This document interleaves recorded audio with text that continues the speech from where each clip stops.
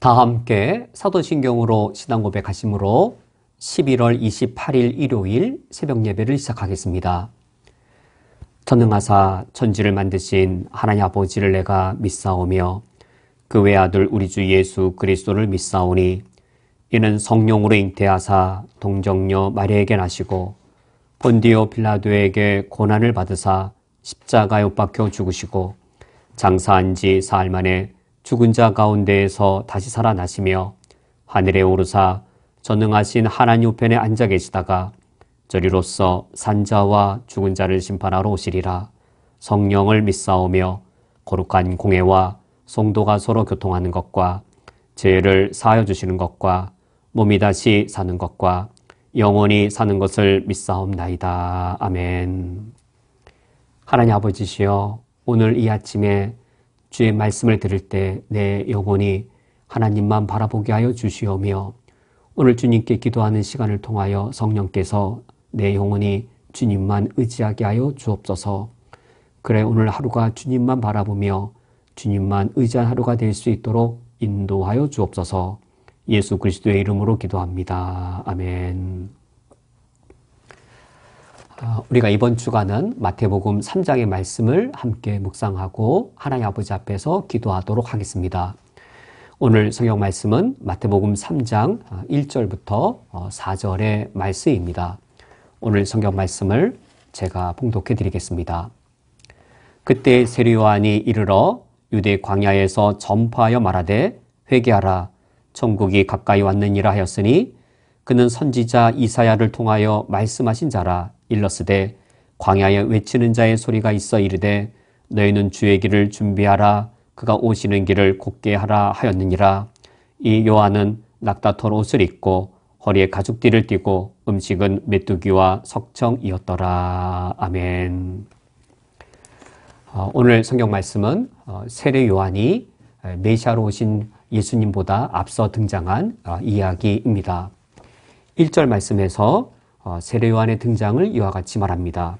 그때의 세례 요한이 이르러 유대 광야에서 전파하여 말하되, 유대 광야에서 전파하여 말하는 이 세례 요한은 마지막 선지자로 평가받습니다. 선지자의 사역은 구약시대였는데 세례 요한은 구약시대의 마지막 선지자이고 세례 요한과 함께 구약시대는 종결되게 됩니다. 즉 세례 요한에 의해서 구약시대 선지자의 모든 사역이 종결되고 마쳐진 것이죠. 선지자의 소명은 다 똑같이 드디어 메시아가 오실 것이다, 언젠가 메시아가 오실 것이다 라고 메시아의 오심을 알리는 것인데, 세례 요한이 바로 자신 눈앞에 오신 예수님을 가리켜서 이 예수가 바로 구약에 예언하였던 그 메시아다라고 최종적인 예언을 한 것이죠. 그래야 세례 요한은 이 구약시대의 마지막 이 선지자로서 세례 요한과 함께 구약시대는 종결되어지고, 이 세례 요한을 통하여서 최종적으로 이 땅에 태어나신 예수님이 인류 구원을 위해 오신 메시아이심으로 이제 이 세례 요한에 의해 나타내게 됩니다. 이와 같이 구약시대가 종결되어지고 마지막 선지자로 온 세례 요한, 그러면 그가 선포한 첫 번째 메시지이자 핵심의 메시지는 무엇인가? 세례 요한의 설교는 2절 말씀에 회개하라 천국이 가까이 왔느니라 하였으니 라고 하여서 회개하라 천국이 가까이 왔느니라 라는 메시지였습니다. 이 메시지는 세례 요한의 첫 번째 메시지였을 뿐만 아니라 그의 사역의 중심이고 그의 설교의 중심이 되기도 했습니다. 회개하라 천국이 가까이 왔느니라 라는 이 회개의 요청, 이것은 양면의 의미를 갖고 있습니다. 회개하라 천국이 가까이 왔다는 이 말씀은 첫 번째로 회개를 천국의 조건으로 요구하는 것이었습니다. 메시아가 와서 하나님의 나라를 이룰 것인데 하나님 나라에 들어갈 절대 조건이 있다.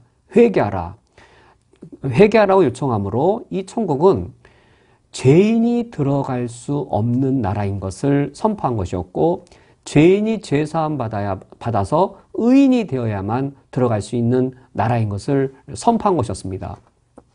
이 세상 사람들은 천국의 조건이 다릅니다. 회개가 천국의 조건이 아니죠. 돈이 천국의 조건입니다. 쾌락이 천국의 조건입니다. 자유가 천국의 조건입니다. 더 많은 자유를 누리고 내가 마음껏 자유를 누리고 쾌락을 즐기고 내가 마음껏 자유와 쾌락을 즐기려면 돈이 있어야 되고 그런 세상을 천국으로 여기고 그러므로 쾌락이나 자유나 돈을 천국의 조건으로 여기고 있는 것이죠. 이것이 이 세상인 것에 비하여 세례 요한은 천국에 들어갈 조건으로서 회개를 요구합니다. 죄인이 들어갈 수 없는 나라다. 죄인이 죄사함 받아서 의인이 되어야만 들어갈 수 있는 나라인 것을 선포합니다. 회개하라 천국이 가까웠느니라 라는 것이 이처럼 첫 번째로 회개를 천국의 조건으로 요구한 것이라면 동시에 양면과 같이 이건 두 번째로 이 회개는 천국이 도래한 결과이기도 합니다. 회개하라. 왜 회개하게 되어지냐면 천국이 도래할 때 천국이 임하면 천국이 임한 곳마다 결과적으로 회개가 일어날 것이기 때문입니다. 예수님께서 갈릴리 바다에서 베드로 앞에서 많은 물고기를 잡는 기적을 일으키게 하셨습니다.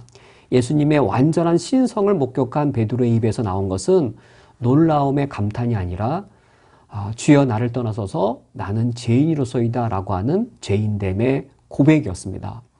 예수 그리스도의 완전한 신성 앞에 인간이 설 때에 나의 죄악이 드러난 것처럼 하나님의 나라가 도래하면 하나님 나라의 도래 앞에 인간의 죄인됨이 드러나게 됩니다. 어떠한 나라가 하나님 나라일까요? 하나님의 사랑과 의가 충만하게 성취된 그곳이 바로 하나님의 나라입니다. 사랑이 충만한 절대적인 사랑 앞에 내 자신이 서면 나의 이기심이 드러나고 나의 나밖에 모르는 개인주의가 드러나서 그것이 죄악된 것인 것이 나타나는 것이죠. 이기적인 사람 속에 파묻혀 있을 때에는 나 정도면 착한 사람이지라고 여겼던 것이었는데 절대적 사랑으로 충만한 하나님의 나라가 나타났을 때 내가 얼마나 나밖에 모르고 이기적인 사람인지가 드러나서 회개할 수밖에 없는 것이죠. 하나님의 나라는 어떤 것인가? 하나님의 정의와 하나님의 공평이 절대적으로 충만하게 성취된 곳입니다.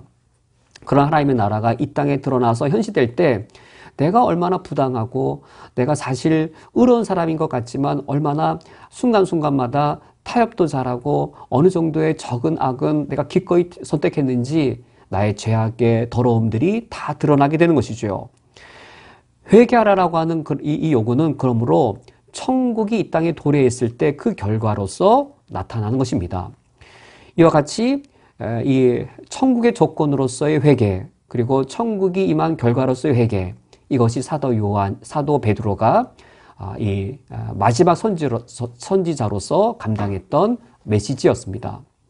이것에 대해 3절 말씀 그는 이 선지자 이사야를 통하여 말씀하신 자라 일렀으되 광야에 외치는 자의 소리가 있어 이르되 너희가 주의 길을 준비하라 그가 오실 길을 곧게 하라 하였느니라 라고 하여서 회개하라 천국이 가까웠느니라는 이 세례 요한의 선포는 이사야 선지자의 예언의 성취인 것을 말씀해 줍니다. 이사야 선지자가 예언하기를 메시아 앞에 메시아의 길을 곧게 할 자가 올 것이다. 주의 길을 메시아의 오심의 길을 준비하는 자가 올 것이다 라고 예언하였는데 바로 세례 요한이 그것을 성취했습니다. 이와 같이 메시아의 길을 준비하는 것, 메시아의 길을 이루는 것, 그것이 바로 오늘날 우리 교회가 감당해야 될 길입니다. 세례 요한이 감당했던 메시아의 길을 곧게 하고 평탄케 하는 그 사명이 오늘날 우리 교회가 감당해야 될 사명입니다. 예수 그리스도의 메시아 되심은 예수님 시대에만 메시아이신 것이 아니라 오늘날도 예수님은 우리의 메시아이십니다. 메시아 되심의 그 사역의 길을 우리가 순탄하게 해야 되는데 그것은 무엇인가? 동일한 겁니다. 우리 오늘날 이 시대의 한국교회가 우리 교회가 세상을 향하여 회개하라 천국이 가까이 왔느니라라고 선포할 수 있는 것이고 선포해야 하는 것이죠. 회개의 조건으로서 교회가 이 세상을 향해 회개하라 천국이 가까웠느니라라고 회개의 조건으로서 회개를 선포할 만큼 교회는 의로워야 할 것입니다. 하나님을 무시하고 하나님의 법을 무시하는 제약된 세상을 향해 회개하라, 천국이 가까웠느니라고 말할 수 있을 만큼 교회는 정의롭고 교회는 의롭고 교회는 사랑으로 충만해야 할 것입니다. 세상을 향해 회개하라라고 말할 수 없을 만큼 교회가 부도덕하고 교회가 더럽고 교회 안에 사랑이 없고 교회부터 정의와 이 공의가 깨어지는 곳이라면 회개하라라고 세상을 향해 선포할 수 없는 것이지요. 오늘날 교회의 소명은 세상을 향해 회개하라, 하나님 나라가 가까이 왔느니라고 이 회개를 천국의 조건으로 선포할 수 있을 만큼 교회가 의와 정의와 사랑으로 채워지는 것이 되겠습니다. 뿐만 아니라 교회가 이 세상을 향해 회개하라고 선포할 수 있을 만큼 교회는 하나님 나라의 모습을 이 세상을 향해 보여줌으로써 교회의 모습을 볼 때 세상이 결과적으로 회개가 무엇인지 알게 되어야 되는 것이죠. 교회의 모습을 볼 때 사랑이 저거구나. 교회의 모습을 볼 때 의로움이라고 하는 건 저거구나. 우리는 세상이어서 죄악되었구나라는 이 세상이 그들의 죄악을 발견할 수 있도록 오늘날 교회가 천국의 도래의 모습을 보여줄 수 있어야 하겠습니다. 오늘 말씀을 맺도록 하겠습니다. 오늘 말씀은 메시아의 오심에 앞서서 세례 요한이 등장한 장면입니다. 세례 요한은 메시아의 길을 예비하고 주의 길을 평탄케 하는 소명을 감당했습니다. 신약시대에 우리 교회가 바로 세례 요한의 역할을 그 소명을 이어받고 있습니다.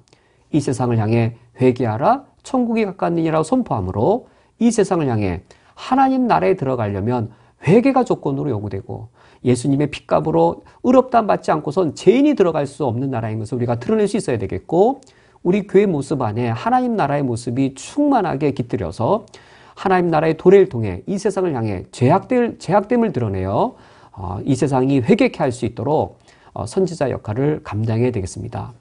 우리 이 시간 다 함께 기도하겠습니다. 오늘 기도할 때에는 코로나로 인하여서 건강을 잃어버리신 선교사님들을 위해 기도하기 원합니다. 또 코로나로 인해 생명을 잃으신 선교사님들의 유족분들을 위해 기도하기 원합니다. 주님께서 선교사님들과 또 가족들과 유족분들을 지켜주시도록 이 시간 함께 기도하기 원합니다. 기도하시겠습니다.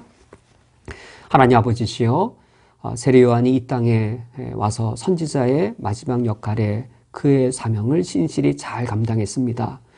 회개하라, 천국이 가까웠느니란 그 선포를 이제 오늘날 우리들이 교회로서 감당해야 될 터이오니 우리에게 영적 자질과 도덕적 능력을 더하여 주시어서 제약된 세상을 향해 하나님의 의의 복음을 담대히 선포할 수 있게 하여 주옵소서.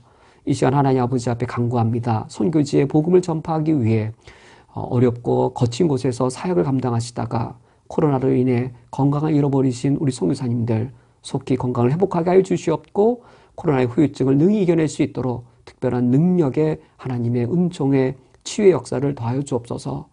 특별히 코로나로 인해 생명을 잃어버리신 선교사님들 수가 적지 않습니다.